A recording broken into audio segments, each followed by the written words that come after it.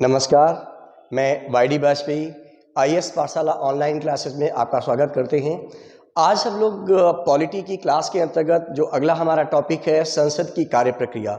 हम लोग आज चर्चा करेंगे संसद अपने कार्य कैसे करती है और संसद क्या करती है, कैसे करती है और उसके अपने कार्य क्या हैं।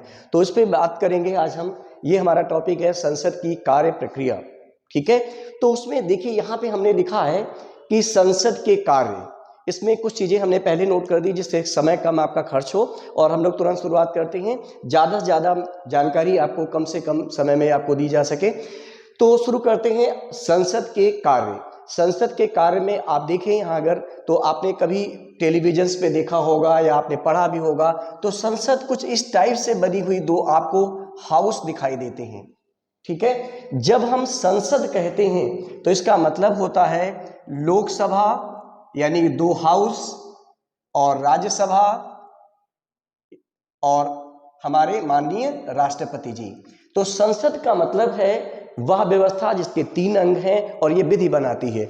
इसमें एक लोकसभा होगा, दूसरा राज्यसभा और तीसरा अंग हमारे राष्ट्रपति हैं। लेकिन जब हम सदन कहते हैं, सदन का मतलब अलग अलग से है।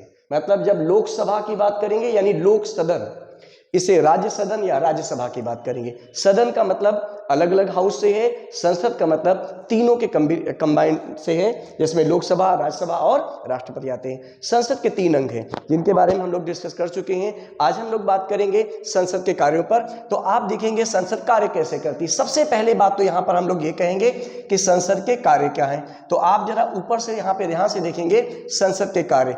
संसद जब बैठती है तो अपने जब कार्य शुरू करती है तो उसके मुख्य रूप से 2 प्रकार के कार्य पूरे दिखाई देते हैं। संसद के 2 कार्य हैं, एक है विधि या कानून का निर्माण करना। संसद विधि बनाती है यानी कानूनों का निर्माण करती है। और संसद का दूसरा कार्य है सरकार पर नियंत्रण स्थापित करना। सरकार का मतलब यहाँ कार्यपालिका से है, कार्यपालिका पर नियंत्रण स्थापित करना। और यह संसदीय शासन प्रणाली में मंत्री उत्तरदायित्व से आता है। मंत्री उत्तरदायित्व, दायित्व का सिद्धांत एक है, सिद्धांत मिनिस्ट्रियल रिस्पॉन्सिबिलिटी। तो ये मिनिस्ट्रियल रिस्पॉन्सिबिलिटी यानी मंत्री उत्तरदायित्व के सिद्धांत से कार्यपालिका पर नियंत्रण की उसको शक्ति प्राप्त होती है संसद को।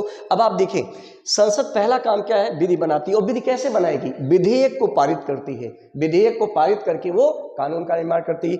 दूसरी तरफ हम देखेंगे वो कार्यपालिका पर नियंत्रण कैसे करती।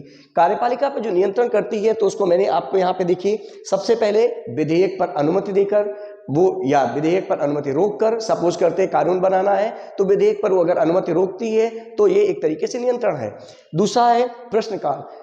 विधायिका यानी संसद प्रश्नकाल में मंत्रियों से, कार्यपालिका के सदस्यों से प्रश्न पूछती है, इसे प्रश्नकाल कहा जाता है। इससे उसकी आलोचना की जाती है, उस पर नियंत्रण स्थापित किया जाता है। दूसरा है शून्यकाल। शून्यकाल, इसमें भी प्रश्न पूछे जाते हैं। तीसरा निंदा प्रस्ताव, अविश्वास प्रस्ताव, नो कॉन्फिडेंस मोशन, काम रोको प्रस्ताव, स्थगन प्रस्ताव इसे कहते हैं, ध्यानाकर्षण प्रस्ताव, इसके बाद कटौती प्रस्ताव, और राष्ट्रपति के अभिभाषण पर जो चर्चा होती है उसमें एक धन्यवाद प्रस्ताव लाया जाता है। उस पर भी वोटिंग करके, मतदान करके वह नियंत्रण स्थापित करती है या सरकार की आलोचना करती है या सरकार को सपोर्ट करती। तो कुल मिला के यहाँ पे हम देख रहे हैं संसद के जो मेजर कार्य हैं, मुख्य रूप से 2 कार्य हैं, विधि बनाना, दूसरा कार्यपालिका पर नियंत्रण स्थापित करना।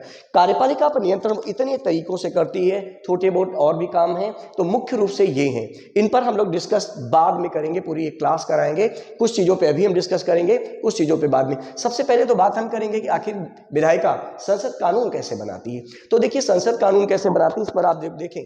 जब आपने कभी टेलीविजन पे देखा होगा तो आपने देखा होगा कुछ इस टाइप के सदन आपको वहां पर दिखाई देते हैं। इस टाइप से आपको हाउस दिखाई देंगे ऐसे।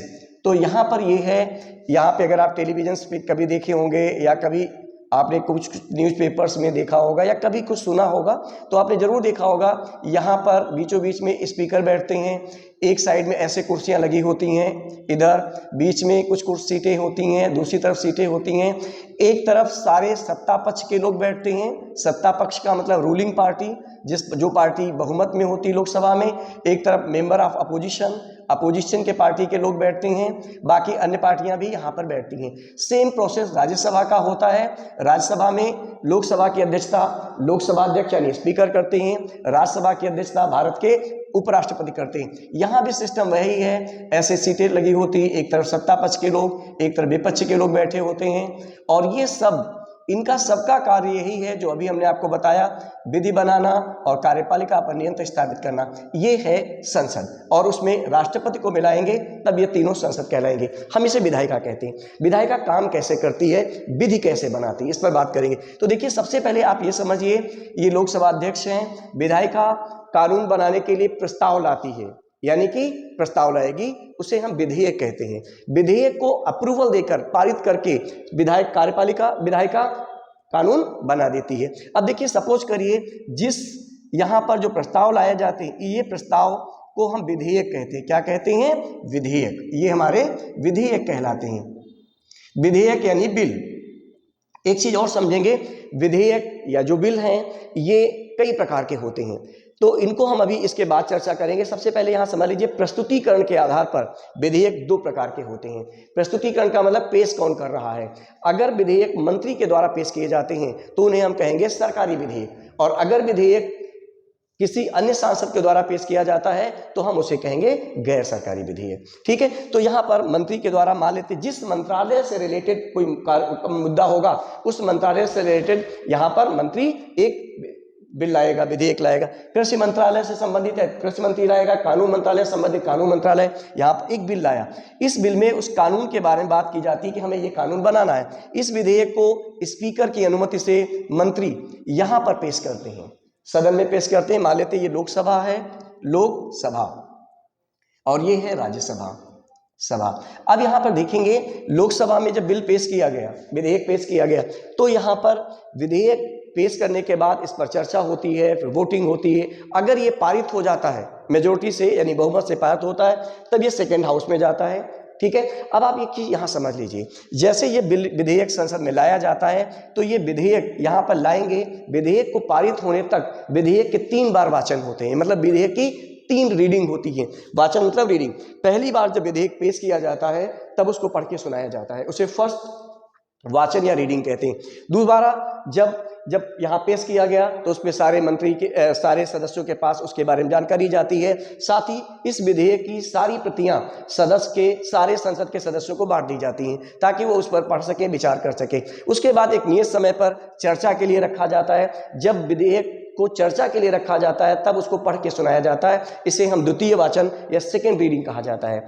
उसके बाद जब विधेयक को चर्चा के बाद उसे अप्रूवल के लिए, यानी कि वोटिंग के लिए रखा जाता है, मतदान के लिए रखा जाता है, तब फिर एक बार पढ़ के सुनाया जाता है कि इस विधेयक को अब मतदान के लिए प्रस्तुत किया जाता है। तो इस तरीके से विधेयक को जब तक पास होने के लिए 3 रीडिंग उसकी होती हैं।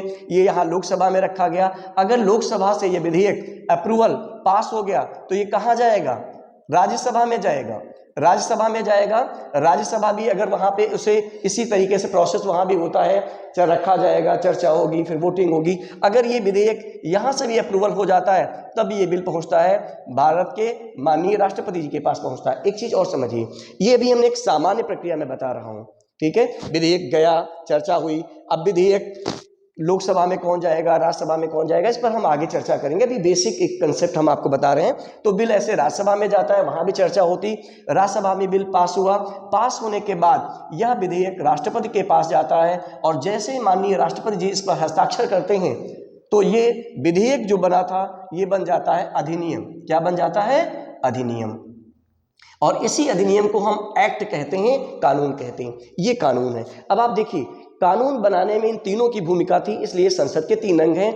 यहाँ पर पहले बिल पेश किया जाता है, उस पर चर्चा होती, वोटिंग होती। यहाँ से पारित होने के बाद सेकेंड हाउस में जाएगा, वहाँ चर्चा होगी, वोटिंग होगी। वहाँ से पारित होने के बाद फिर राष्ट्रपति जी के पास जाता है, वो उस पर हस्ताक्षर करेंगे तो कानून बनेगा। अब हस्ताक्षर करेंगे या वापस करेंगे, ये बात की चीज़ें हैं।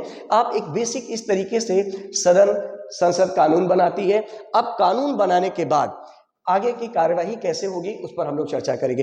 एक चीज हम यहाँ पे आपको बताना जरूरी समझेंगे कि आखिर विधेयक होते कितने प्रकार के हैं। आपने ये देखा यहाँ पर, तो अब आप देखेंगे विधेयक कितने प्रकार से होते हैं। थोड़ा सा हम यहाँ पर बात करेंगे विधेयक के बारे में।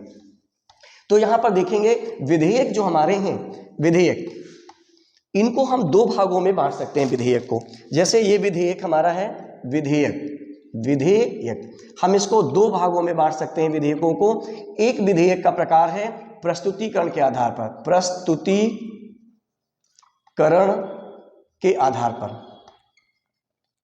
विधेयक को हम यहां पर प्रस्तुतिकरण के आधार पर हम बात करेंगे, यहां पर ध्यान रखेंगे। और दूसरा आधार है हमारा प्रकृति के आधार पर, प्रकृति के आधार पर, प्रकृति के आधार पर। विधेयक प्रकृति के आधार पर कितने प्रकार के हैं, प्रस्तुतिकरण के आधार पर कितने प्रकार के। विधेयक प्रस्तुतिकरण के आधार पर अगर आप देखेंगे तो ये दो प्रकार के हैं। कितने प्रकार के हैं, दो प्रकार के। कौन कौन, एक सरकारी विधेयक और दूसरा है हमारा गैर सरकारी विधेयक। ठीक है, यहां पर समझ लीजिए सरकारी विधेयक किसे कहते हैं, जो मंत्री द्वारा पेश किए जाते हैं, मंत्री द्वारा पेश किए जाते हैं, किसी भी सांसद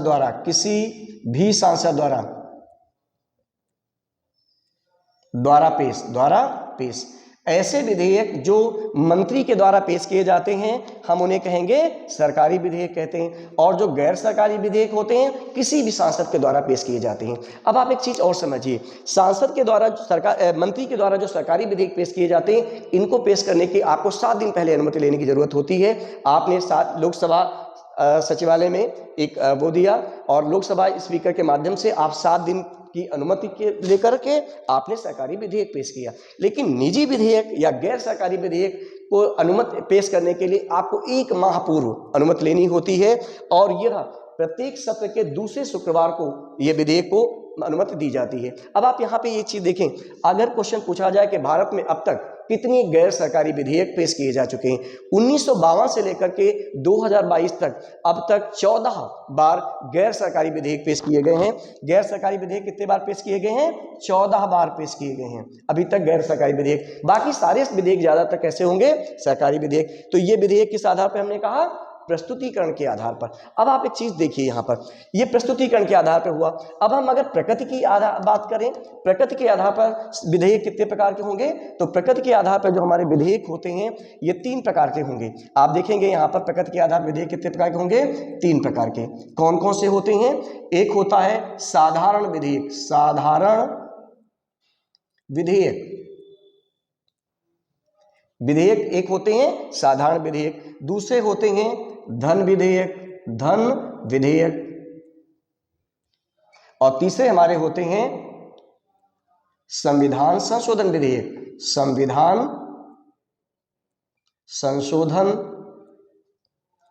विधेयक। या आप यहां पे देखेंगे 3 प्रकार के विधेयक को हम 2 भागों में बांट सकते हैं। सबसे पहला प्रस्तुतिकरण के आधार पर, दूसरा प्रकृति के आधार पर। प्रस्तुतिकरण के आधार पर विधेयक 2 प्रकार के होंगे, एक हमारे सरकारी विधेयक जो मंत्री के द्वारा पेश किए जाते हैं, इनको पेश करने के लिए 7 दिन की अनुमति चाहिए होती। दूसरे विधेयक जिन्हें हम गैर सरकारी विधेयक कहते हैं और ये विधेयक किसी भी सांसद के द्वारा पेश किए जाते हैं। भारत में अब तक संसदीय शासन प्रणाली में अगर देखेंगे तो 14 बार 1952 से लेकर के 2022 तक 14 बार निजी विधेयक पेश किए गए हैं। ये शुक्रवार को पेश किए जाते हैं, इनकी अनुमति दी जाती है। प्रकृति के आधार पर विधेयक 3 प्रकार के हैं, एक हमारा हो गया साधारण विधेयक, दूसरा धन विधेयक, तीसरा संविधान संशोधन विधेयक। ये प्रकृति के आधार पर, नेचर के बेसिस पे 3 टाइप के विधेयक हैं। अब ये विधेयक आगे इन पर हम लोग बात करेंगे। अब हम थोड़ा सा बात करेंगे संसद की बैठक कितनी होती है और संसद में कार्य क्या क्या हो सकते हैं। आप देखेंगे यहाँ पर, इसके बाद देखिए संसद की जो बैठक की बात हम यहाँ पर कर रहे हैं, संसद में 3 बैठकें होती हैं, सत्र होते हैं। अगर हम बात करें संसद के सत्र की बारे में बात करें, संसद के सत्र, ठीक है, तो यहां देखेंगे संसद के सत्र की बात अगर हम करें तो आपसे पूछा जाए सत्र होते क्या हैं, संसद के सत्र को सेशन कहा जाता है। ये सेशन बैठकें हैं और ये बैठक का एक दौर है, मतलब संसद में आज से जैसे बैठक शुरू हुई तो 2 महीना 3 महीना तक चलती है, तो उसे एक सेशन कहा जाता है। उसके बाद छुट्टी होगी, गैप होगा, उसके बाद फिर एक दौर शुरू होगा संसद की बैठक का, उसे दूसरा सेशन। इस तरीके से इन्हें संसद के सत्र कहा जाता है। संसद के सत्र को आहूत कौन करता है, बुलाता कौन है? तो आप कहेंगे संसद के सत्र को राष्ट्रपति आहूत करता है। हर राष्ट्रपति एक नोटिस जारी करता है, सूचना जारी करता है कि संसद की बैठक कल से प्रारंभ होगी या इस तारीख से प्रारंभ होगी। तो संसद की बैठक को आहूत करने का काम किसका है? राष्ट्रपति का। और जो संसद की बैठक जब स्टार्ट हो जाती है तो दिन प्रतिदिन की मीटिंग में आज बैठक सस्पेंड की जा रही, कल होगी या 2 बजे के बाद बैठक नहीं होगी, या कोई संसद सदस्य जब उसमें हो हल्ला मचाने लगते हैं तो आज सदन स्थगित किया जाता। ये दिन प्रतिदिन के दैनिक सदन की स्थगित करना, चलाने का कार्य स्पीकर का होता है, लोकसभा अध्यक्ष का, और सेशन बुलाने का काम राष्ट्रपति का है। अब संसद के जो सत्र हमारे हैं तो ये सत्र 3 प्रकार के हैं। ठीक है, संसद के सत्र कितने प्रकार के हैं? 3 प्रकार के हैं। पहला यहां पर देखेंगे, संसद का एक सत्र हमारा होता है जिसे हम कहेंगे बजट सत्र। क्या होता है? बजट सत्र। ठीक है, और संसद का दूसरा सत्र होता है मानसून सत्र। मानसून सत्र होगा। ठीक है, दूसरा क्या सत्र है? मानसून। तीसरा होता है शीतकालीन सत्र। तीसरा हमारा शीतकालीन सत्र होता है। 3 सत्र संसद में के होते हैं। अब आप यहाँ पे एक चीज और देख लीजिए, संसद का जो बजट सत्र हमारा है इसकी बैठक फरवरी से लेकर के मई तक होती है। कब तक होगी? फरवरी से मई। फरवरी, मार्च, अप्रैल, मई, यानी ये 4 महीने का बजट सत्र होता है। उसके बाद मानसून जो सत्र संसद में होता है ये आपका जून, जुलाई, अगस्त, सितंबर, जून से सितंबर तक का होता है। जून से सितंबर तक का होता है। शीतकालीन अवकाश नवंबर और दिसंबर, सत्र नवंबर और दिसंबर में होता है। दिसंबर, ये आपका नवंबर दिसंबर में चलता है। अब आप देखिए, संसद जब बैठक होती है, संसद के जब सत्र चल रहा होता है तो संसद अपने क्या काम करती है? यही काम करेगी। वो विधि बनाएगी, कानून बनाने के लिए विधेयक पारित करेगी, और मंत्री पर उत्तरदायित्व के हिसाब से मंत्रियों पर नियंत्रण करने के लिए, कार्यपालिका पर नियंत्रण के लिए ये टूल्स अपनाती है। इनके द्वारा मंत्रियों पर या सरकार पर नियंत्रण स्थापित किया जाता है। तो संसद के ये 3 सत्र हैं, बजट सत्र, मानसून सत्र और शीतकालीन सत्र। इन सत्रों में सदन अपने बैठक करती है, कार्य करती है। एक चीज और हम यहाँ बताएंगे, कई बार क्वेश्चन पूछा गया है, भारतीय संविधान के अनुच्छेद 85 के फर्स्ट क्लास में, अनुच्छेद 85 के फर्स्ट क्लास में कहा गया है कि संसद के किसी भी 2 बैठक के मध्य 6 माह से अधिक का समय नहीं हो सकता। मतलब अगर संसद की बैठक आज समाप्त हुई तो अगली बैठक 6 माह के पहले ही प्रारंभ होगी, 6 माह पूरे नहीं होंगे, मतलब 6 माह से समय ज्यादा नहीं हो सकता। तो ये बात अनुच्छेद 85 के फर्स्ट क्लास में दी गई है। आप देखेंगे तो यानी कि पहला सत्र से दूसरे सत्र के बीच में मैक्सिमम 6 माह के अंदर ही बैठक शुरू हो जाएगी। ठीक है, 6 माह से अधिक का समय नहीं हो सकता। तो ये हमारा क्या है? संसद के सत्र हो गए। अब हम संसद के सत्र के बाद संसद के अंदर एंट्री करेंगे कि संसद के अंदर जब हम प्रवेश करेंगे तो वो कैसे कार्य करती है, उसकी कार्य प्रक्रिया क्या है, कैसे वो ये सब काम करेगी, हम लोग उन पर चर्चा करेंगे। देखिए, अब शुरू करते हैं, संसद के अंदर के बारे में बात करेंगे। देखिए, संसद के अंदर क्या होता है, कैसे वो विधेयक पारित करती है, कैसे वो काम करेगी, हम लोग उस पर अब चर्चा करेंगे। यहाँ पर आप जरा देखिए, संसद का मतलब हम यहाँ पे लोकसभा, राज्यसभा से कहते हैं। यहाँ पे बात देखिए, जैसे ये है हमारा, यहाँ पर कार्य शुरू हो रहा है, यहाँ से लेकर हम यहाँ तक की बात करेंगे। ये मान लेते हैं हमारा ये जो प्रक्रिया हम शुरू कर रहे हैं किसके लिए है? लोकसभा के लिए, लोकसभा के लिए बात कर रहे हैं। ठीक है, और ये दूसरा हम यहाँ पे शुरू कर रहे हैं किसके लिए? राज्यसभा के लिए बात करेंगे, राज्यसभा के लिए। ठीक है, हम यहाँ पर थोड़ा सा ऐसे गैप बना दें, वो उधर का हिस्सा है, राज्यसभा के बारे में बात करेंगे। अब देखिए, यहाँ पर लोकसभा में कार्यवाही और राज्यसभा की जो कार्यवाही है, दोनों की कार्यवाही 11 बजे प्रारंभ होती है। कितने बजे प्रारंभ होगी? 11 बजे। लोकसभा में कार्यवाही 11 बजे प्रारंभ होगी और 6 बजे तक चलती है। कितने बजे तक चलेगी? 6 बजे तक।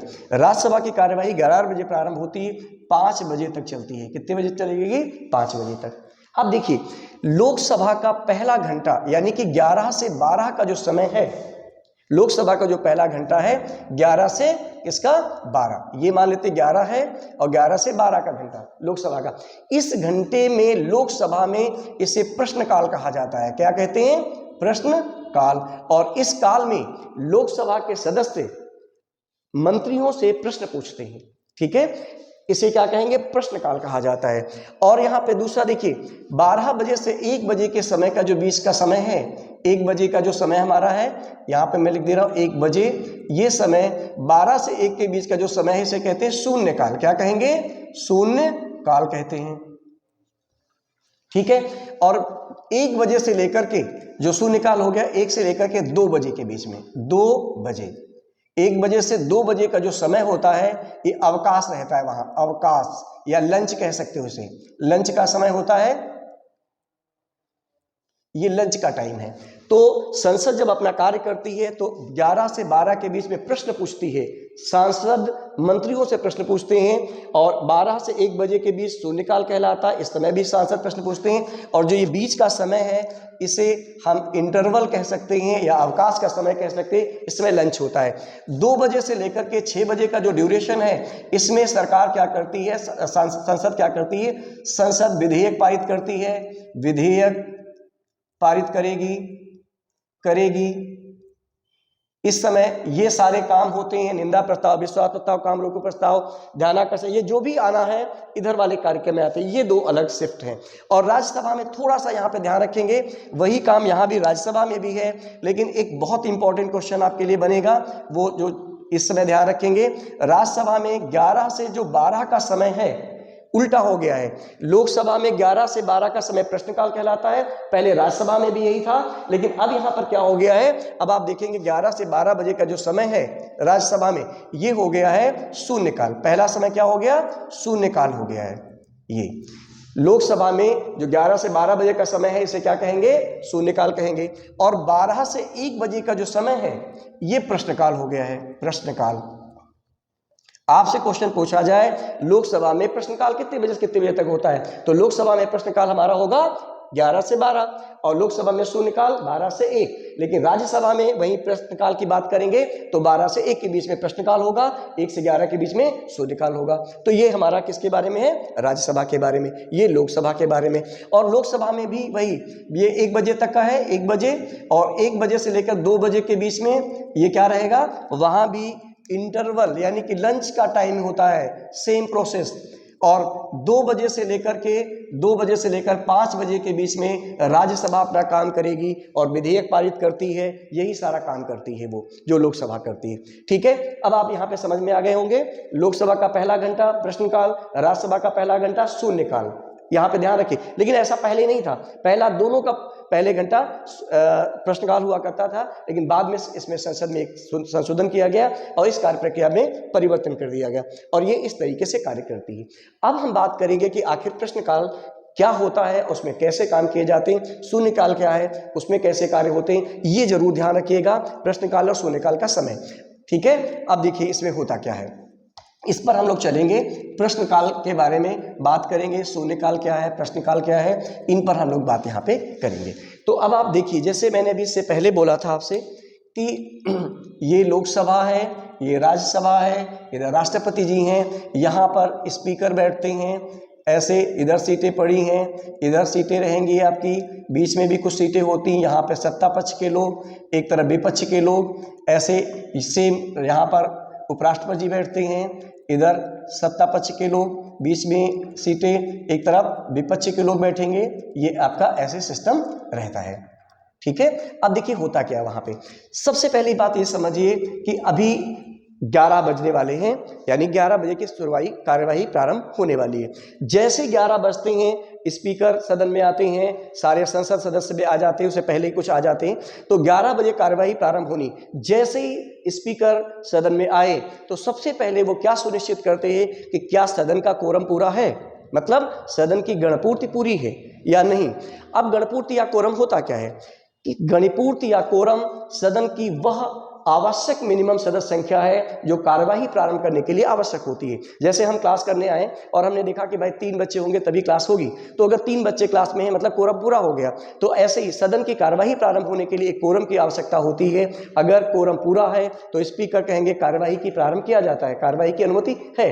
और कोरम होता कितना है, कुल सदस्य संख्या का 1/10वां हिस्सा। ये मैं बता चुका हूं पिछले क्लासेस में।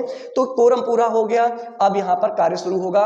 जो शुरुआत का पहला घंटा होगा यानी कि 11 से 12 का, इसमें क्या होगा, जो विपक्ष के लोग होंगे या कोई भी सदस्य, हम यहां विपक्ष नहीं कहेंगे, संसद के सदस्य कहेंगे, ये मंत्रियों से प्रश्न पूछेंगे। क्या करेंगे, प्रश्न पूछेंगे। लेकिन प्रश्नकाल में पूछे जाने वाले क्वेश्चन, जो प्रश्नकाल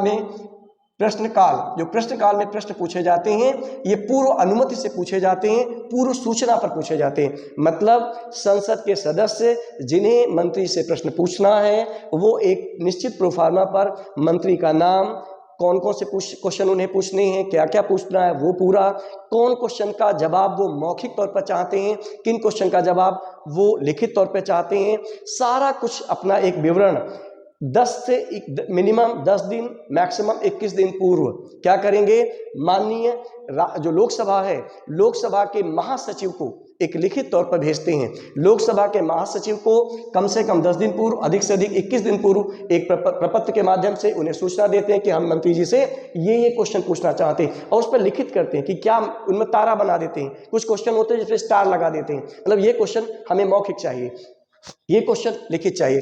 तो इस तरीके से यहाँ पे भेजा जाता है। सेम प्रक्रिया यहाँ पर भी पाई जाती। तो इसके बाद महासचिव उस पर पूरा कौन कौन से क्वेश्चन को सिलेक्ट करता है, कौन कौन से मंत्री सांसद का कब कब क्वेश्चन रखा जाएगा, कब कब मंत्री कौन सा जवाब देंगे, उसको पूरा निर्धारित प्रक्रिया में शामिल करता है और सूचना दी जाती कि इस दिन मंत्री आकर के इन सवाल का जवाब देंगे। उस दिन वो अपना आकर के सांसद प्रश्न पूछता। अब यहाँ पे देखिए हमारा जो प्रश्न पूछने का उद्देश्य क्या है।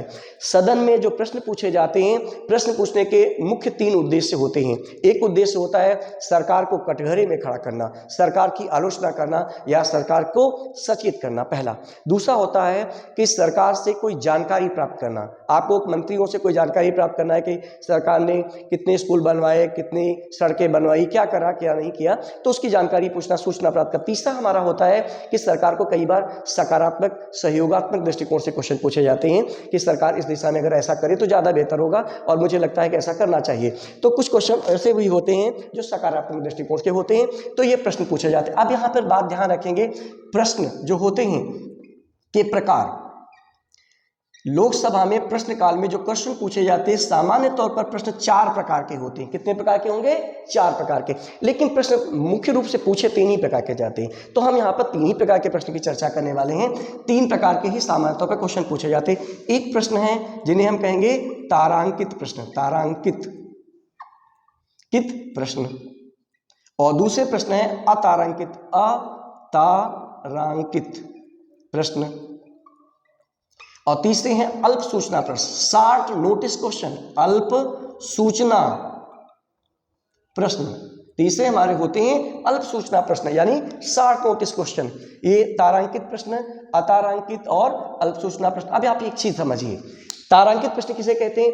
देखिए, जब मैंने आपको बोला था कि जब क्वेश्चन पूछे जाते हैं तो जो सांसद क्वेश्चन पूछना होता है तो वो क्या करता है, क्वेश्चन के आगे स्टार बना देता है कि ये तारांकित। जिन क्वेश्चन पर ऐसे मार्क बना दिया जाता है उन्हें तारांकित कहते हैं, और जिन पर नहीं बनाया जाता अतारांकित। अब आप देखिए, तारांकित क्वेश्चन की 2 खास बातें। पहला, मंत्री मौखिक जवाब देते हैं, मंत्री जी मौखिक जवाब देते हैं, मौखिक जवाब देते हैं। पूरक प्रश्न पूछे जा सकते हैं, इस पर पूरक प्रश्न पूछे जा सकते हैं। ठीक है, इन पर क्या है, अगर मंत्री जी ने कोई जवाब दिया और आप अभी आपके क्वेश्चन पूरा नहीं हुआ, आपको लगता है कि अभी क्वेश्चन पे थोड़ा सा और क्लियरिफिकेशन का चाहिए, तो आप उस क्वेश्चन के अंदर दूसरा क्वेश्चन पूछ सकते हैं। इसे पूरक प्रश्न कहा जाता है। इसमें पूरक प्रश्न पूछने की आपको अनुमति दी जाती है। और तारांकित प्रश्न, ये ध्यान रखिएगा, एक दिन में अधिकतम 20 प्रश्न रखे जाते हैं। एक दिन में कितने प्रश्न? अधिकतम 20 प्रश्न ही रखे जा सकते हैं। 20 प्रश्न से ज्यादा तारांकित क्वेश्चन आप नहीं पूछ सकते। ठीक है, ये पूरे सदन के एक दिन की बात होती है। तो इस तरीके से मौखिक जवाब देंगे, इस पर पूरक प्रश्न पूछे जा सकते हैं। अधिकतम 20 प्रश्न रखे जाते हैं, ये समझ लीजिए। ठीक है, अब ये हो गए हमारे अतारांकित प्रश्न।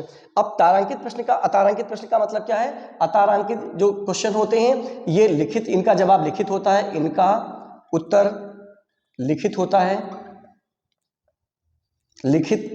है, मौखिक प्रश्न नहीं पूछे जा सकते, सॉरी पूरक प्रश्न नहीं पूछे जा सकते। लिखित होता है, पूरक प्रश्न नहीं पूछे जा सकते।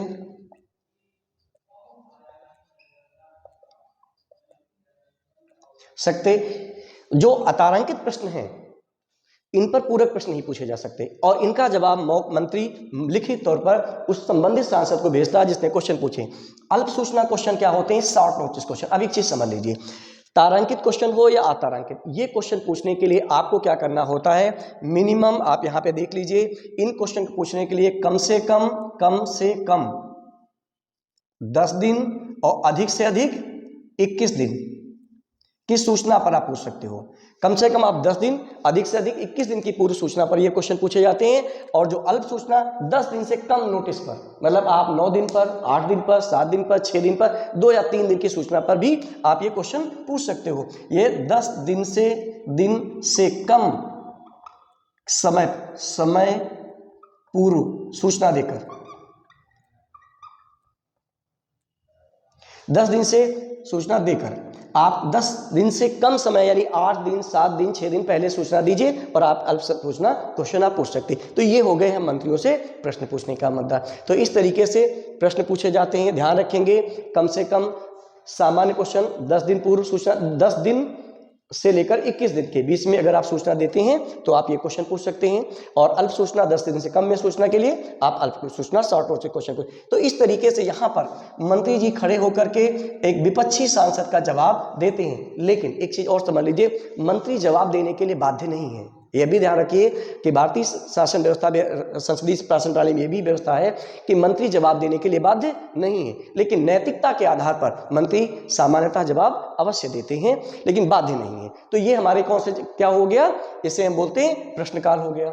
ठीक है, अब हम लोग प्रश्नकाल, लेकिन प्रश्नकाल के सारे आंसर क्वेश्चन पहले से बता दिए जाते हैं कि हमें पूछना क्या क्या है। तो मंत्री पहले से तैयार करके पूरा आते हैं, सारा व्यवस्था लेकर के आते हैं, किस जवाब का क्या आंसर है, और इनके सचिव इसके पूरी प्लानिंग तैयार करके इनको देते हैं कि सर ये क्वेश्चन का ये जवाब देंगे। इसमें मंत्रियों को बहुत टेंशन नहीं होती। लेकिन आगे की बात हम आपको यहाँ पर कहने वाले हैं, जिसे हम कहते हैं शून्यकाल। अब देखिए शून्यकाल में क्या खास बात है। जब शून्यकाल प्रारंभ होता है, शून्यकाल का समय लोकसभा में कितने बजे से है? 12 से 1, ये कहलाता है शून्यकाल। शून्यकाल लोकसभा में और राज्यसभा में 11 से 12। तो ये शून्यकाल, अब देखिए संसदीय शासन प्रणाली को शून्यकाल भारत की देन है। इस दुनिया में अन्य संसदीय शासन प्रणाली में शून्यकाल की जैसी व्यवस्था नहीं देखने को मिलती, तो ये भारत की देन है। लेकिन ये व्यवस्था भारत में कहीं लिखा नहीं थे।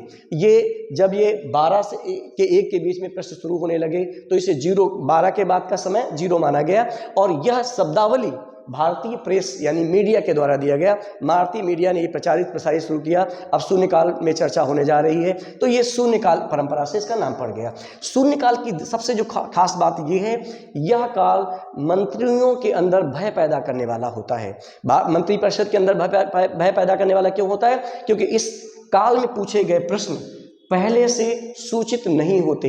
इस काल में पूछे गए क्वेश्चन पहले से बताए नहीं जाते और मंत्रियों की इसकी कोई सूचना नहीं होती, अचानक क्वेश्चन पूछे जाते हैं, इसलिए इन्हें कहा जाता है शून्यकाल कहा जाता है। अब शून्यकाल का कोई लिस्टिंग नहीं है कितने क्वेश्चन जो भी इसमें हो पाएगा। जैसे प्रश्नकाल में तारांकित क्वेश्चन अधिकतम कितने पूछे जा सकते थे? 20।